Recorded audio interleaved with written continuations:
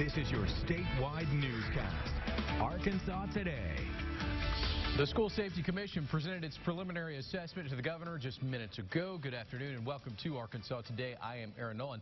These are just a few things Arkansas School Safety Commission is recommending to improve security at schools across the state. We know they're looking at things like arming some school district employees, designing new facilities around safety, improving access to mental health treatment, and improving communication between schools, parents, and law enforcement. You can expect much more on this coming up on our later newscast. I can tell you that our Jesse Tenur was at that meeting. 19 school safety recommendations surrounded by the commission that were made to them. This is according to Jesse. Key points, according to her, were armed presence on campus and student access to mental health services. You can follow Jesse on Twitter and Facebook to find out much more information on that, and we'll have much more as we get it from that meeting. A federal judge once again ruling that medication abortions can continue here in Arkansas. The original law passed in 2015, but it's never gone into effect. It effectively banned medication abortions statewide, leaving just one clinic in Little Rock that could perform the surgical procedure. Planned Parenthood acted quickly to challenge the law in court. Medication abortion remains safe, legal, and accessible in Arkansas, and that's extremely important. Attorney General Leslie Rutledge said she plans to appeal that ruling. The Arkansas Medical Marijuana Commission will look at hiring an outside group to score the state's dispensary applications. Now, the 5 members voted unanimously to further discuss the change at a meeting next Thursday. They also plan to talk about cultivation licenses. The Arkansas Supreme Court's ruling that allows the commission to go ahead and issue the 5 permits becomes final on Monday. Unsuccessful candidates hope the commission decides to rescore the cultivation facilities with an outside source as well. It appeared clear to me that if this works for dispensaries, it would make a lot of sense for cultivation. Because if they proceed with cultivation with the existing scoring in place, the same lawsuits are going to come right back, and we'll be in the exact same spot in front of the Supreme Court.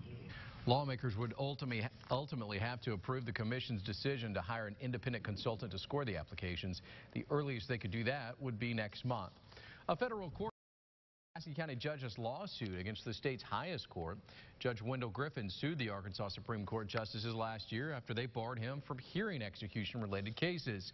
Griffin strapped himself to a cot during an anti-death penalty protest. The same day, he blocked the use of a lethal injection drug in the state's upcoming executions. The 8th Circuit Appeals Court argues the Supreme Court's decision did not violate Griffin's constitutional rights.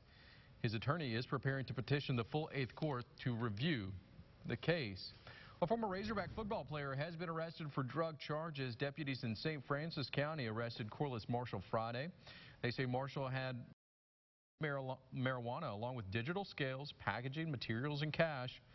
Marshall played for the Hogs during the 2013-2014 season before transferring to Eastern Illinois University. He's facing several drug and traffic-related charges. Right now, the search is on for a level 3 sex offender. Deputies in Poinsett have heard was supposed to be living at a home but hasn't been seen there for months. There is a felony warrant out for his arrest. And in South Arkansas, 2 men are accused of trying to burn a wildfire officer's truck.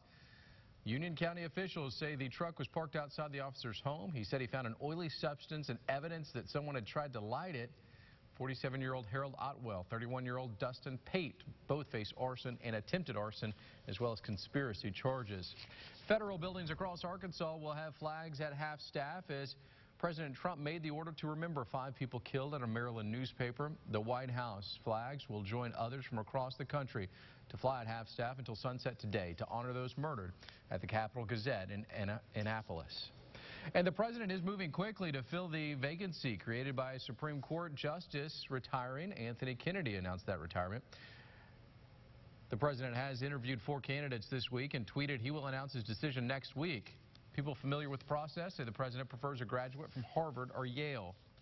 I interviewed and met with 4 potential justices of our great Supreme Court. They are outstanding people. They are really incredible people in so many different ways.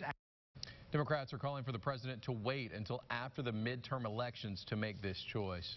The man who destroyed a monument of the Ten Commandments outside Arkansas State Capitol has been released from treatment. Michael Reed was found not guilty of criminal charges in the case because of his mental condition.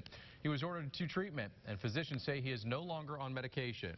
Reed recorded himself allegedly crashing a car into the first Ten Commandments monument just hours.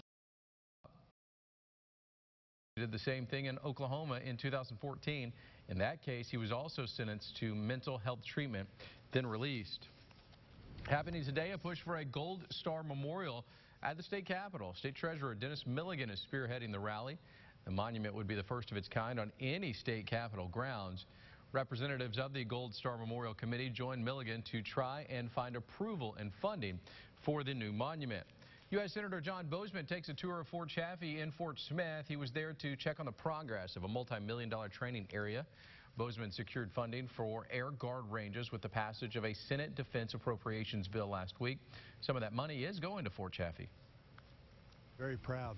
There's units that come from all over the country that want to come here because we have such excellent facilities. Boozman says the facilities will help soldiers learn their job and to be safe while doing it. No word when it will be completed. A young boy in Jonesboro got the surprise of his life on Monday. 8-year-old Sean Shepard Jr. has a congenital hernia, which means his lungs were not able to grow as big as normal. Shepard said there are two things that light up Sean's face: Mickey Mouse and a FedEx delivery driver. When the manager of a local FedEx location heard about Sean, they decided to make a special delivery. Adam showed up with a box filled with goodies. Then Sean was allowed to get inside the FedEx truck and had his picture made. Anderson said seeing Sean brings him a lot of joy. Coming up, Pig Trail Nation, got to talk about football season now. We're looking at a couple of games that are already set for the season.